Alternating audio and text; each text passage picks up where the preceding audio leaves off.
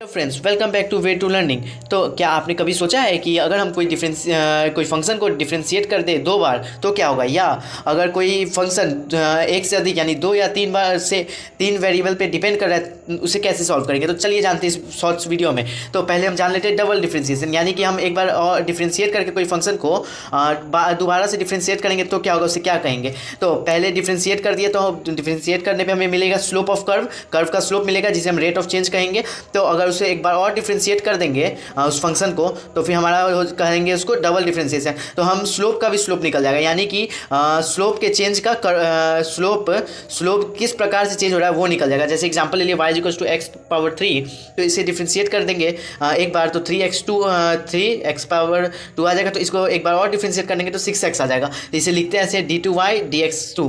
तो इसे ये इसका डिफ्रेंशिएशन हो गया, ये इसका डबल डिफ्रेंशिएशन हो गया। तो इसका यूज़ जान लेते हैं। इसका यूज़ होता है मैक्सिमा मिनिमा निकालने में, मैथ्स में भी होता है, फिजिक्स में भी होता है। और इसका दूसरा यूज़ हो जाएगा कोकैविटी या कर्व शेप निकालने में, जैसे इसमें मैथ्स का है। और फिजिक्स में इसका यूज़ होता है एक्सेलरेशन फाइंड करने में। जैसे कि आपका डिस्प्लेसमेंट का इक्वेशन दे दिया रहेगा, टाइम पे इस प्रकार से डिपेंड कर रहा है, तो पहले वेलोसिटी निकल जाएगा, उसका डिफ्रेंशिएशन करके फिर एक बार और से डिफ्रेंशिएट कर देंगे तो उसका एक्सेलरेशन निकल जाएगा। चलिए पढ़ते हैं पार्शियल डिफ्रेंशिएशन, यानी कि अगर ये कोई भी फंक्शन अगर आपका दो या तीन वेरिएबल पे डिपेंड कर रहा है उसे कैसे सॉल्व करें।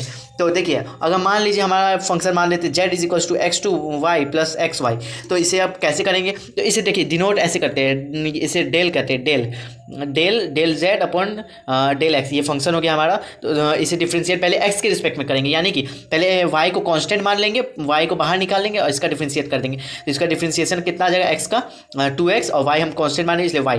अब इधर कर लेंगे, y कांस्टेंट है, x का डिफ्रेंशिएशन कुछ 1 आ जाएगा। और फिर हम इसे मानेंगे इसमें अब y के रिस्पेक्ट में डिफ्रेंशिएट करेंगे। तो यहाँ y के रिस्पेक्ट में किए तो y इस x² और x के टर्म को हम लोग कांस्टेंट मान लेंगे। तो y को किए तो y वाला टर्म गया, इसमें भी गया, तो x² + x। तो ये निकल गया हमारा y के रिस्पेक्ट में, सॉरी ये हमारा निकल गया x के रिस्पेक्ट में डिफ्रेंशिएशन, ये y के रिस्पेक्ट में। तो इसे ऐसे लिखेंगे, इस स्लोप का बदलाव x एक्सिस में इस प्रकार से हो रहा है और y एक्सिस में इस प्रकार से हो रहा है। तो इसका यूज़ जान लेते हैं। तो इसका यूज़ होता है अगर हमारा वेरिएबल कोई भी फंक्शन का वेरिएबल 2 या 3 दिया हो।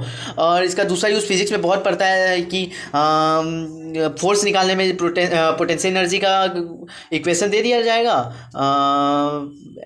अब इसका आपको बोला जाएगा कि फोर्स किस प्रकार से डिपेंड कर रहा है। तो ये आप आगे पढ़िएगा जब आप वर्क एनर्जी एंड पावर पे आएगा, और इसका बहुत यूज़ है। तो आई होप आप समझ गए होंगे। तो प्लीज़ आप इस वीडियो को लाइक कर दीजिए और चैनल को सब्सक्राइब करना भूलिएगा नहीं। तो thanks for watching, bye bye.